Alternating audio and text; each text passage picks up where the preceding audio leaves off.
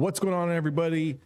Happy what is today? Wednesday. Today is Wednesday. Tomorrow's going to be Thursday.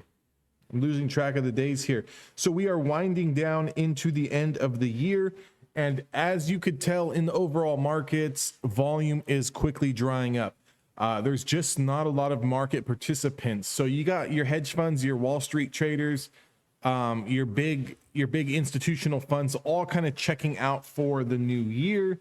That's why you're seeing a little bit of straggling in the market. But the stock that I really want to take a look at today is GameStop. A lot of you guys are getting really excited about GameStop again. I see it trending all over on Google, on StockTwits, on Twitter. Let's dive in. Let's look at the technicals. Let's see what we got going on today. If you did trade it, fantastic move. If you have been holding it, maybe off the bottom channel here at around 130, 135-ish, fantastic move that it's given you over the past couple of weeks. But just to kind of take a look at the tape and kind of see what we did today, up 7.5 points, 5.5%, give or take, and we closed at 153.93. So with that being said, you can see this green candle here I do have on the daily chart. We are still not out of the woods yet. So technically speaking, it's very hard to get behind a stock that is still underneath all levels of supply. Now, with that being said, does that mean that GameStop can't do something amazing, something fantastic? Of course, we've seen it happen before, time and time again. But just to kind of give you a little bit of clarity going into what we have, we are still in a range here. So you can see here, going back to the 14th of December, we came all the way down to lows of 129, 130. Then we kind of made this little pop up here, kind of, just started to base out a little bit. This is like a, this is forming what you would call like a bear flag. If we were to break down, where's my drawing tool at? I'll have to pull it up on the next video. But this is forming a little bit of a bear flag here. If we were to break down below this 140 area, you could see GameStop touching back down here in the 130s. If we want to see GameStop start to get really bullish, really aggressive, we are going to need to clear out the 20-day moving average and all of this sideways consolidation that you can see here. That price is going to be around 162. So we're still about 10 points away from that. And even if we take out 162, we are going to have another area of supply here at around the 200-day moving average. So very huge.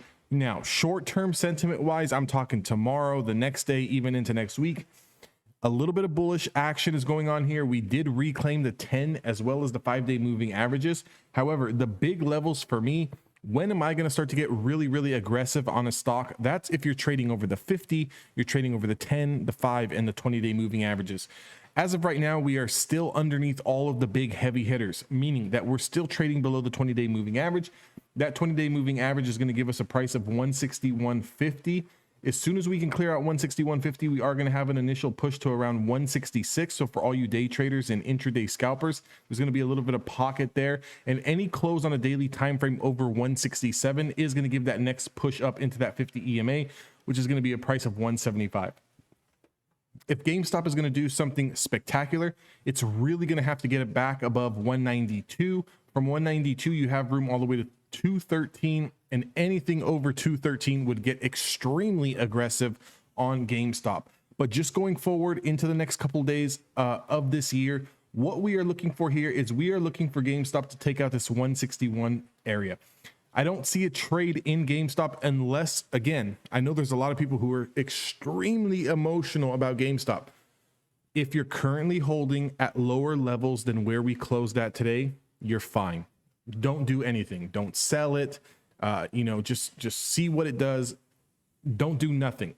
If you're not in GameStop and you're reading on Twitter, on StockTwits, on Google, YouTube, this, that, and the other, to buy GameStop now, hold on a second, because if you do buy now, and let's say we come into that 20-day moving average and get rejected at 161, there's a lot of room to the downside, 10, 15, 20 points back down to the downside.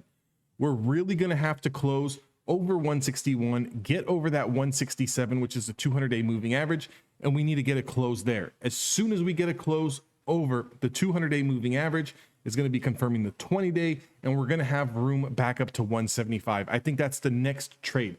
Let's get over 161.50. Let's get that daily close, and then we get that following day confirmation over the 161.50, and then we could potentially swing this into 175. If tomorrow we get any sort of rejection, we get any sort of rollover, hang tight. We do have mini support here at the 5 and 10 day moving averages at around 152.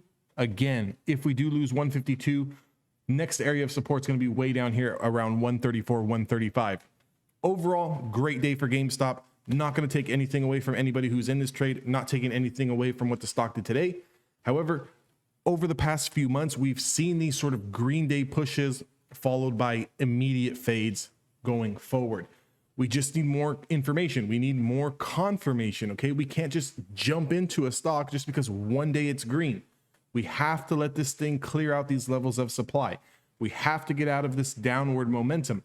And realistically, we are not breaking this downward pattern until we get over $191. Now, if you're currently holding between 130 and 150 and the stock goes to 191, can you sit here and say, well, you know, I made 20, 30 points on my money. I did a good thing. Of course, I'm not saying that.